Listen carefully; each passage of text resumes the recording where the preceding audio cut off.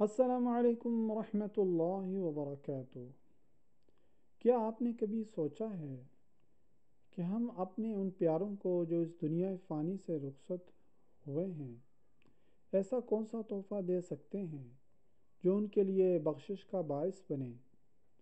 وہ تحفہ کلمہ طیبہ کا نصاب ہے، اور ایک نصاب سے مراد کلمہ طیبہ 70,000 دفعہ پڑھنا ہے۔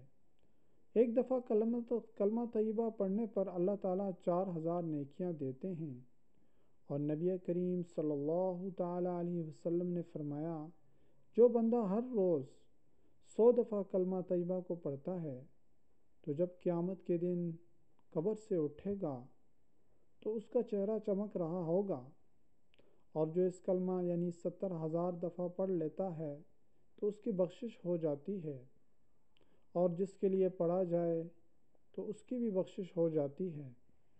ضروری نہیں کہ آپ ایک ہی دن میں پڑھ لیں، بلکہ ہر روز 100 دفعہ یا 200 دفعہ یا 300 دفعہ پڑھ سکتے ہیں۔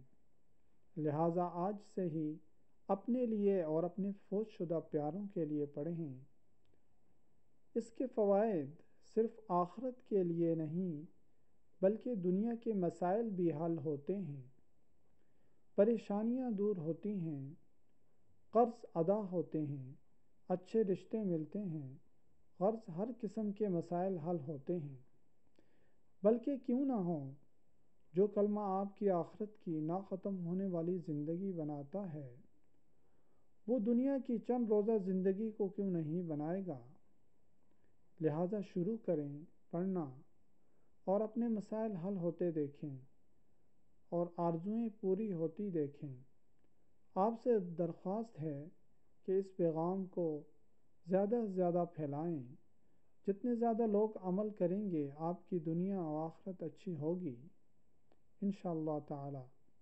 درود شریف اور مزید اعمال کے فضائل جاننے کے لیے ہمارے چینل کو سبسکرائب کریں اور ویڈیوز کو زیادہ سے زیادہ پھیلائیں، یہ آپ کے لیے صدقہ جاریہ ہوگا۔